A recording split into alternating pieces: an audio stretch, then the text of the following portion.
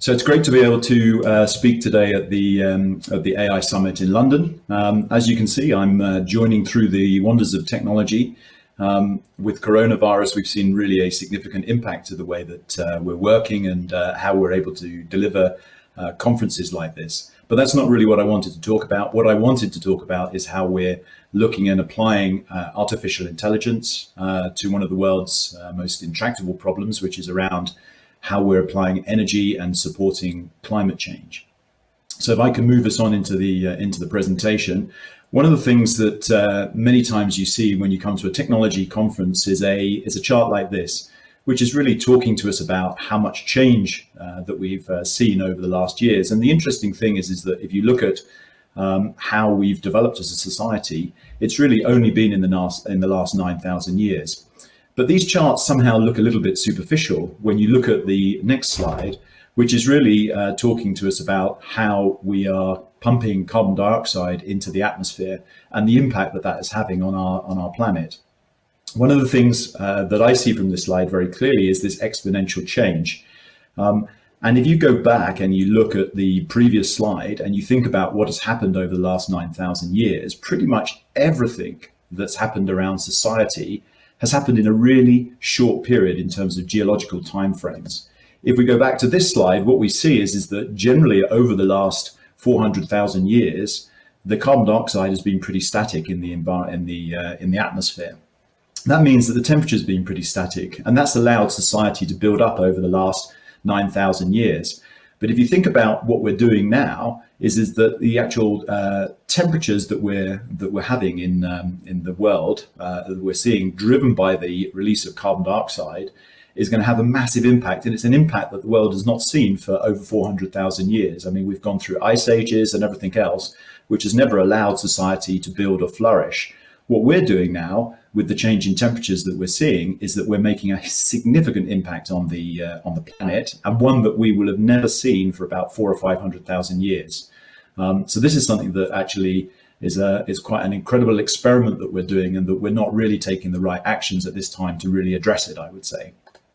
If you look at the impact that has, just over the last few years, what we see is a huge impact in terms of the warming on the planet, and how that then relates to the environment that we're all living in.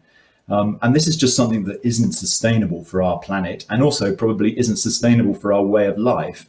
The crops that we've built and grown up with that feed the planet have really been grown in an environment that's pretty much standard between 0 and 2 degrees change of temperature.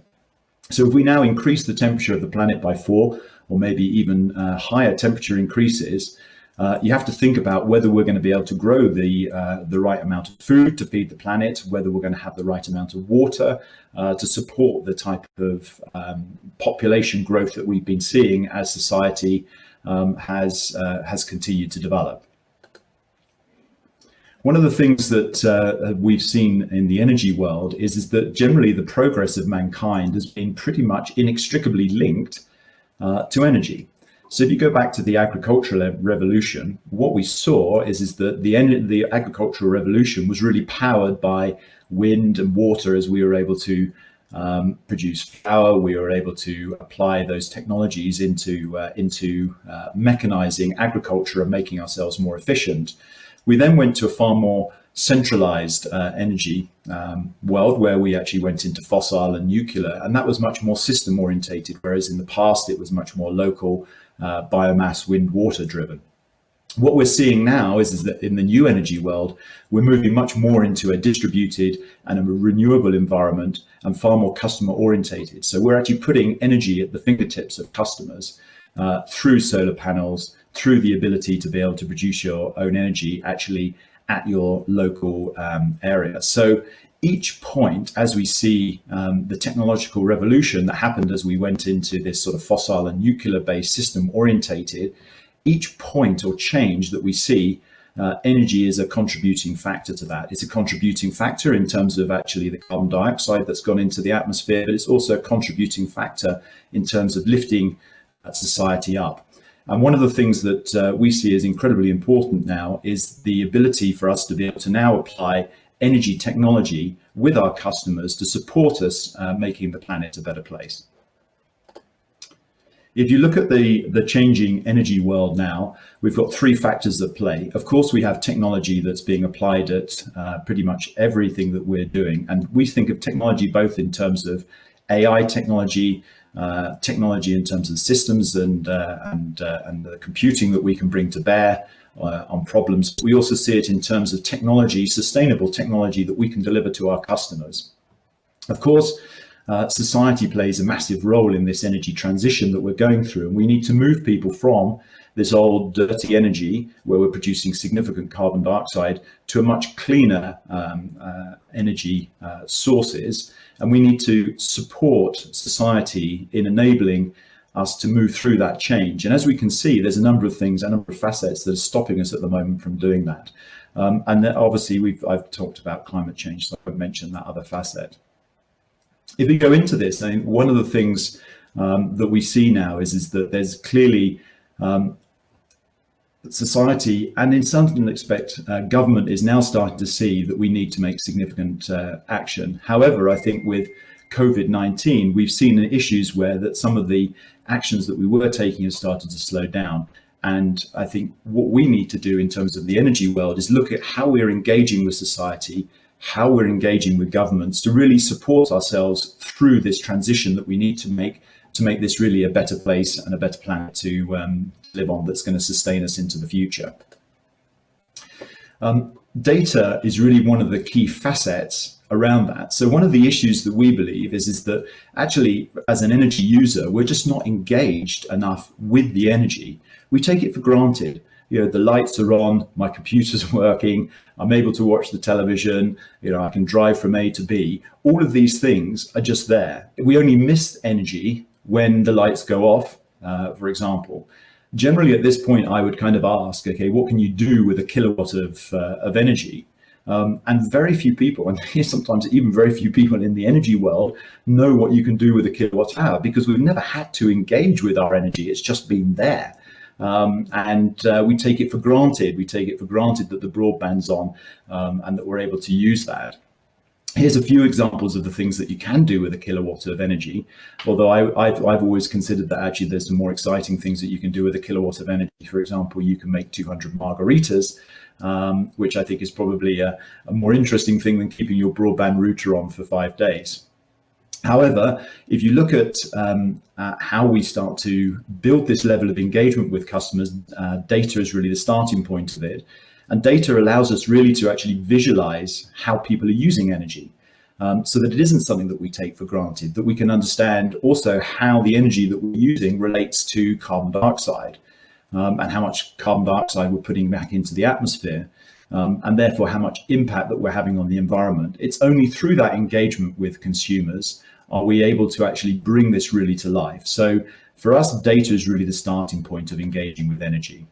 So if you look at what E.ON is doing, what we do as a company is to combine energy networks. So this is being able to deliver energy to everybody's homes or workplace or wherever we need energy. So this is the underpinning grid and infrastructure that supports us with our energy needs.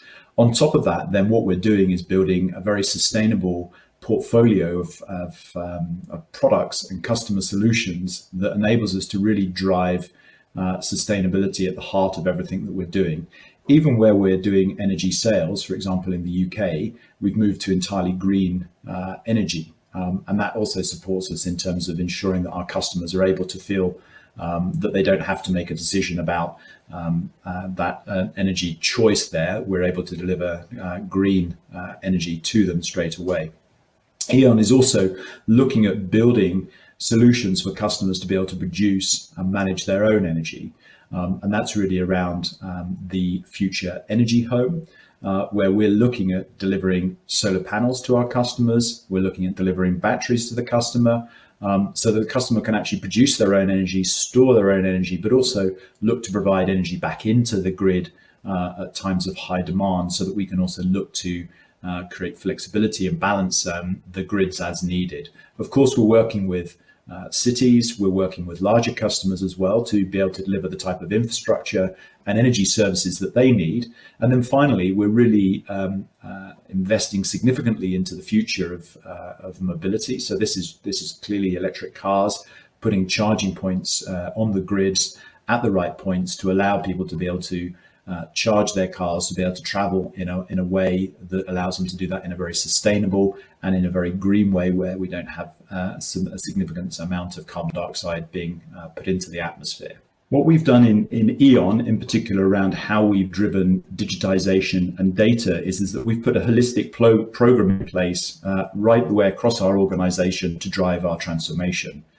The starting point of that, which is right at the bottom of the pyramid, is really around building leadership capabilities and a digital culture that allows the organization to really drive digitization at a different level. Sitting on top of that, we have something what we call process automation. So this is probably the simplest application of data and digitization into the business, which is around improving and automating the processes that run your business. On top of that sits customer and employee experience. So when you look at how customers are engaging with us, we're seeing a much greater shift, in particular with COVID, to digital channels. And actually, as an organization, we had to shift entirely our organization to deliver and maintain the energy infrastructure in a remote working environment. So that's also powered by technology and was part of our digitization activities that we had underway. The next part of our business digitization, our transformation, is looking at how we can take an existing business and using technology, using data models, rebuild that business so that it's far more agile, it's quicker to market, that it has lower cost to serve. And that's really about redesigning how our existing businesses are working and applying the technology, the data into those businesses. At the top of the pyramid, you see something that we describe as new businesses. And new businesses for us in terms of digitization are looking at how we can apply technology to deliver new services to our customers that we may not have considered into the past. These would be things like looking at how we're applying data and AI to support our customers. It could be applying software into our customers' businesses to support them operate in a more sustainable way, allow them to actually manage their energy in a different way. And that's an entirely new business for us. It's a software-based business. It's a recurring revenue business, but it really brings together everything as part of our transformation. If I go into a few examples of those, the first one is a project that we've been working on, which is really looking at how we bring and put data at our customers' fingertips. So what we've done is something called Sustainability Mirror. And Sustainability Mirror is something where we integrate data from every single point that we can and bring that to the customer to support them understanding how sustainability is impacting them in the area that they actually live. So we can actually deliver this kind of mirror back to explain to people how the air quality is looking like, what the road transport's looking like, how e-mobility is looking. Are there enough charging points in the specific locations? So this is really actually elevating data up, applying algorithms into our customer interface, so that we can allow our people to engage, or allow our customers to engage in a different way with data around their specific location.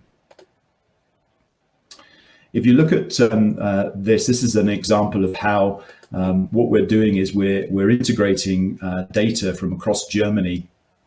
And this is data from traffic flows. It's also data around our customers or potential customers that have locations, for example, supermarkets, where we can actually identify key spots where it would be interesting to actually place a charging spot, where customers are maybe parking for a long period of time, or let's say 30 minutes or whatever it is whilst doing their shopping, or if indeed where they're staying for a longer period of time at a hotel. So this allows us in two ways to really bring data and apply data into our business.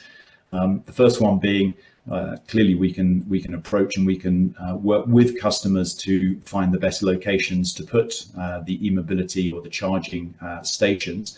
The second thing that we can use this data for is to actually really understand how, as you scale up e-mobility, as you have an increasing number of electric cars moving around cities, what will be the impact of those cars on the grid?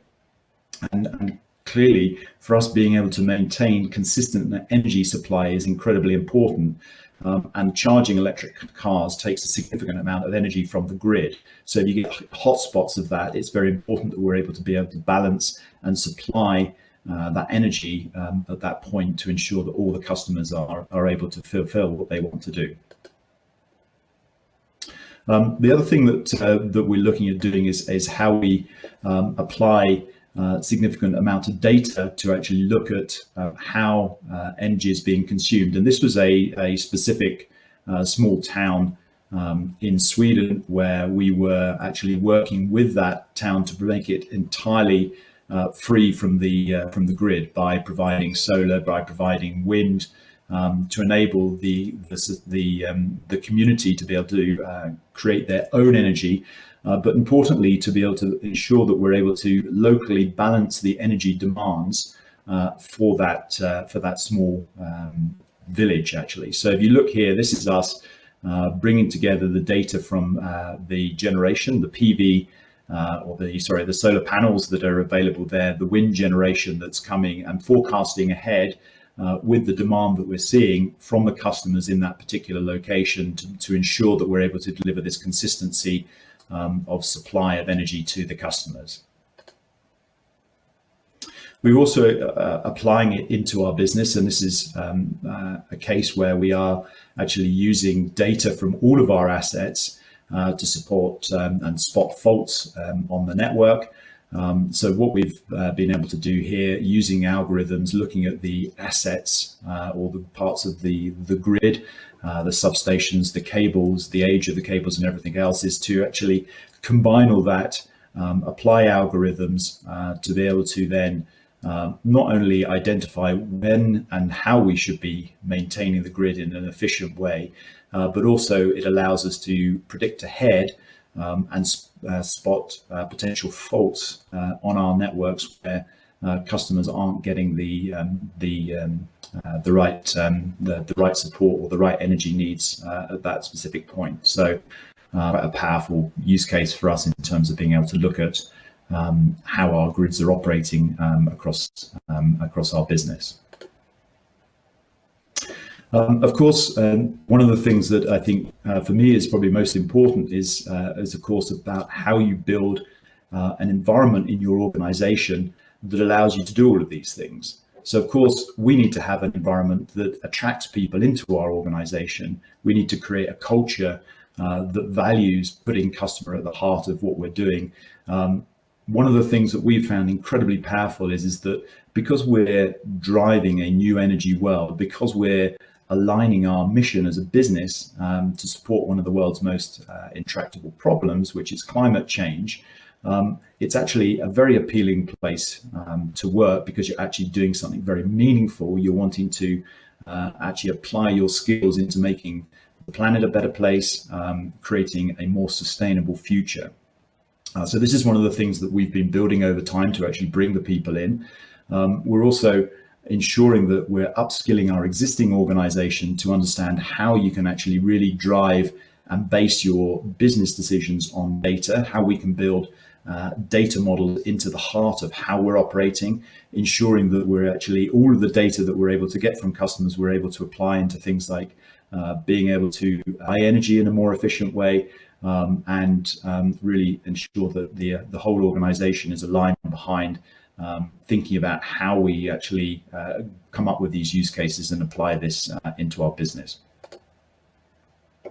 So in summary, I think one of the things that we wanted to get across was we're putting AI, we're putting digitization at the heart of everything we do in our business. And the reason that we're doing that is that we believe that we can make a significant impact on supporting us through this significant challenge that we have around climate. We're seeing that the climate is significantly impacted. We're seeing temperatures increasing. We're seeing the impact that that has on the weather.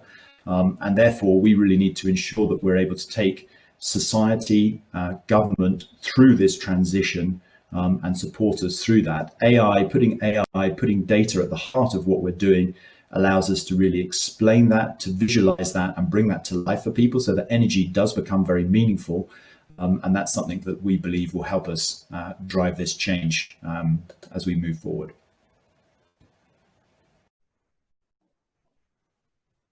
So thank you, Matthew. That's clearly a critically important topic about how we can use AI and data in the energy transition. It's great that you can join us live now, and just encourage people, we've got a few minutes so we can do Q&A. So do add some questions into the chat, and we can see if we can get through as many of them as possible. Just to kick off though, Matthew, thank you for joining us. One of the topics which I'm really excited about is how AI can enable new businesses. And that pyramid slide you had just then, you talked about pushing AI through your business, and how that was enabling new businesses at the top. Can you just unpack that a bit for us? What's E.ON doing in that space where you're seeing AI enabling new business areas in E.ON? Yeah, so well, first of all, thanks very much to the AI Summit for the invite. It's great to be here, and also we agree that the energy transition and sustainability is one of the most critical topics that we're all working on. In answer to the question, the pyramid reflects our overall transformation that we're taking around digital data and AI and how we apply that to our organization and our business. At the top of the pyramid, I think this is probably one of the coolest and most exciting areas for us as a business. I mean, E.ON has come from being, I would say, quite a heavy industry-based company, a big engineering. I mean, we've built nuclear power stations, we've built offshore wind farms. But what we see in the opportunity that we have ahead of us is how we can build on the assets that we deploy to our customers and apply new business models on top of those, which deliver us different kinds of revenue streams. So the type of thing that we would be looking at is how we can manage customers' assets, how we can help customers save energy using the application of our algorithms of AI. We can do things like anomaly detection. We can do things that help customers overall in the management of their business. And these then become new products that we're offering to our customers. Different from the past, we're offering software products that then the customer then consumes, and for us then it gives us an opportunity to create new revenue streams for us as a business. And we have many touch points with our customers, right from the very large scale assets that we apply for our business customers, but also for our customers in the home. And as we roll out smart meters to customers as well, that also opens up the opportunity to be able to deliver new types of services to our customers. Most recently in Germany, we've just applied algorithms and AI for customers to be able to see how their home is actually performing in terms of energy consumption, and actually to give the customer an indication, perhaps if again we're seeing anomalous information coming back that might indicate that one of their appliances is faulty, or that it's helpful to replace it because it's consuming more energy than you might anticipate. Fantastic, that's great examples, and I always love to hear case studies of where AI is enabling those new businesses. We've got a couple of questions coming through here, which I think are related to the topic which you probably hear relatively often as we're pushing into sustainable practices and we're managing the energy transition. Is there an economic benefit as well as a societal and planet benefit? So are you seeing an ROI on the sustainability solutions you're deploying? How do you measure the success of those initiatives? Yeah, I mean, of course, these are new businesses for us, and we're providing solutions to our customers. So of course, those are revenue opportunities for us, whether it's through the electrification of transportation. So as we see more customers adopting e-mobility, there's an opportunity there to actually deliver revenue streams from that. But of course, we also see the opportunity to create new solutions for our customers where they can actually start to produce the energy themselves, and where we can then actually support them in terms of how they're using that energy, and perhaps even at the right times being able to deliver that energy back into the network, into the grid, when we've got higher energy demand and maybe the customer isn't using it. I mean, there's some very interesting use cases coming up especially around e-mobility or electric cars, where you have a vehicle that is in fact an energy storage device sitting on the network. You could then actually, if you've got the ability to steer those assets to be able to support the network and provide energy back into the grid, as we call it, vehicle to grid. And that's actually also a very interesting place where, of course, you need to have some really smart algorithms to be able to work with a customer to figure out that you're not discharging their vehicle at a time when they want to drive somewhere. That for me will be probably one of the toughest use cases that we'll be looking at in the future, as we see these kind of new business models coming about that we want to bring, or that are helpful overall for society and bringing us through this energy transition. Okay, excellent. Thank you. I really understand what you're saying around the issue around integrating what AI will do with people's lives. You know, the ability for machines and these systems to understand the context and so make the right decisions, I guess is pretty critical to the success of those kind of applications. Definitely. I think in particular with AI, we see a lot of mistakes that are made in terms of the actual training of the AI. And in particular, we've seen that mainly with some of the facial recognition softwares that have been used, where they've been mistrained, or where it's been used in education as well. Actually, most recently in the UK, we have some quite interesting examples of how algorithms have been applied and how they've been trained, and whether or not then they're discriminating against certain parts of society. So the training of the algorithms is incredibly important, and of course things like securing customers' data also is something that is very, very important. Fantastic. No, and actually that's a great segue, actually, because one of the things I wanted to get your opinions on was the topic which Warren East from Rolls-Royce raised at the opening of the event this morning. So they're talking about a framework for ethics and trust in the deployment of AI, particularly for safety critical applications. And clearly E.ON, you know, safety must be at the core of everything you're doing as well. So really interested in your thoughts on the ability or the challenges of deploying AI in that context. Yeah, well, there's 2 points there. One is around the ethics of AI. And in fact, one of my colleagues spoke. I mean, he works with Oxford University. We had a partnership with Oxford University where we've already, I think about a year and a half, or even maybe 2 years ago, we were developing AI guidelines for data scientists in the application of algorithms to specific use cases. So that's something where we've been working very closely with Oxford University, and it's been really cool. In relation to the other side of things, which again for us is really, really fascinating, because of course we're a critical infrastructure, and we also have many of our employees working on that. So we take safety very seriously, and we want to be able to apply AI into the environment where our assets are, where our employees are, because it's actually a dangerous environment, to ensure that they're operating in the safest possible way. In relation to how we then connect this critical infrastructure to AI, this is something where I think there's some more tricky issues involved, in particular around cybersecurity, because it is critical infrastructure. If someone gets into the infrastructure through the internet, or through a break in your security, then they have the ability to be able to steer that infrastructure. And as we've seen in the Ukraine, this has caused, or has caused, with malicious activities, blackouts in society, and that absolutely is something that we want to avoid. So we will apply our algorithms into the environment to ensure that our employees are safe, but we also need to make sure that we as a business and a critical infrastructure are maintaining the safety of our network and our services to customers.